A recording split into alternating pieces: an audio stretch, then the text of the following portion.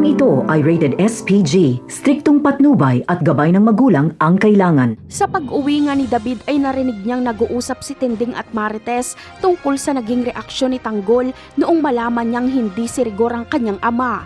Sinabi ni Marites na kailangan niyang makausap si Ramon para maklaro niya kung kasama nga ba talaga ni Tanggol si Ramon dahil base sa reaksyon ni Tanggol ay hindi niya pa nakikilala ang kanyang tunay na ama.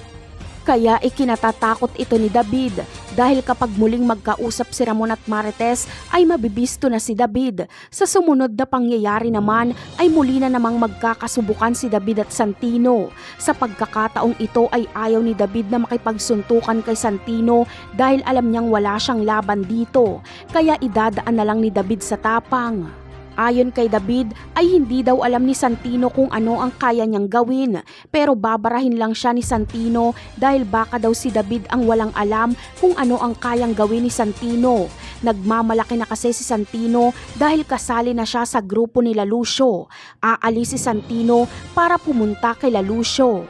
Habang si David naman ay papasok sa kanyang kwarto at sa muling paglabas ni David ay makikita niya ngang nandyan na si Ramon sa kanilang sala at papasok na ito sa kwarto kung saan nagtatalo si Rigor at Marites.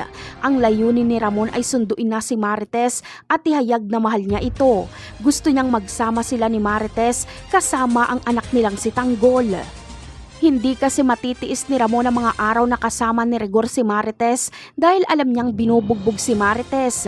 Ngunit ano kaya ang gagawin ni David dito? Ang tanging magagawa niya na lang ay kumbinsihin si Ramon na lumabas at umalis na lang.